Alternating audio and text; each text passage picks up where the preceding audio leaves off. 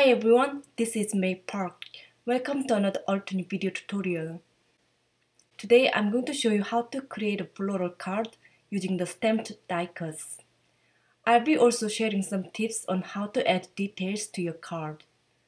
Make sure to watch this video until the end so you can take a glance at my craft desk as well. Here are some of the products I'm going to use in today's video. This flower arrangement stem set includes 3 multi-layer flowers and 2 multi-layer leaf clusters. The sizes of the flowers and leaves are varied to help you make the perfect flower arrangements. You can find the stamp layering guide on the back of the stamp packaging or on the Altenew website. I'm also going to use the Hugs die from the script words die set. I was going to use the sentiment from one of these stamp sets, but I ended up using only die-cut word for my sentiment. The other day, someone asked me how to choose the color combination for my floral images. I usually search for the floral illustration on Google.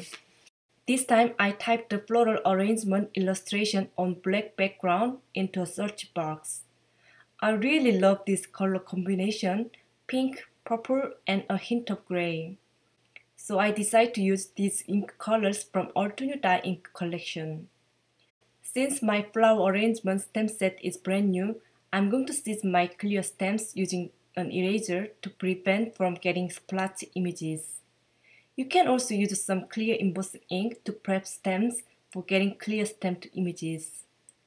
I'm also going to ink up my stamps and then just keep stamping on a scrap paper. You don't need to do this prepping for all clear stamps, but I just wanted to make sure I don't get splotch images. Here is the list of my Altenew crisp dye inks I'm going to use for my flowers and leaves. These inks are from the following color families: Cherry Blossom, shades of purple, and warm gray. For my stamping base, I'm going to use the Altenew white paper 120 pound. I'm placing my paper inside the original Misty stamping tool and I'm using magnets to hold the paper in place. I'm going to arrange the first layer of my 2 large flower stamps and ink up the stamps with pink diamond ink. Then I'm closing the Misty door to stamp the images onto my paper. I'm going to stamp one more time to get a nice and intense impression. Then I'm going to rotate my paper and stamp the same images one more time. If you don't have this Misty stamping tool, you could use your regular acrylic block or stamp press for stamping. I'm just using my Misty here because I want to stamp multiple images at once to save my time. This stamping tool also helps me stamp the images in a perfect placement and get a nice impression. As you can see here, I'm having the insert card of the flower arrangement stamp set next to me so I can look at the layering guide while stamping. However, Altenew layering stamps are very easy to line up, so you won't need the layering guide so often. For the second and the third layer of my flower, I'm stamping the images with a Pinkolicious ink and Rebel Light ink. For my purple flower, I'm stamping the bottom layer image with a soft lilac ink, the second layer image with Lavender Fields ink, and the top layer image with Deep Iris ink. For my leaves, I decided to go with a gray color rather than choosing the typical green color. If you struggle with choosing the color scheme for your floral projects, you can go with any traditional color combo like red, yellow, and green. However, if you'd like to step up your designs to the next level, I recommend you go outside your comfort zone by adding one of the achromatic colors like gray or indigo to your color combination. Once my stamping is done, I'm going to do some die cutting. I'm pulling out my dies from the flower arrangement die set and snip apart my dies and trim off the little metal tabs using the wire cutter. I'm going to place my dies and secure them on my stamped panel using washi tape so that they won't move while die cutting. After placing my dies and paper between cutting plates, I'll be running them through my Spellbinder's Platinum die cut machine. By the way, I'm using a small plastic tray to store my dies and die cuts in one place. That way I can find them very quickly and I can also prevent from losing them while I'm working on my project at the messy desk. After a quick comparison, I decide to use the black cardstock to create some contrast for my colorful die cuts. I already cut Altenew jet black cardstock into 4¼ inch by 5½ inches, and I'm mounting my black panel on the A2 size white top folding card base using Altenew glue tape. I'm going to pull out the hug die from the script words die set and place my die on a piece of Altenew gold mirror paper. Then I'll be running it through my mini blossom die cutting machine from Altenew. I'm going to arrange my stamped die cuts on the front of my card. I'm just moving around my die cut pieces until I'm happy with the arrangement.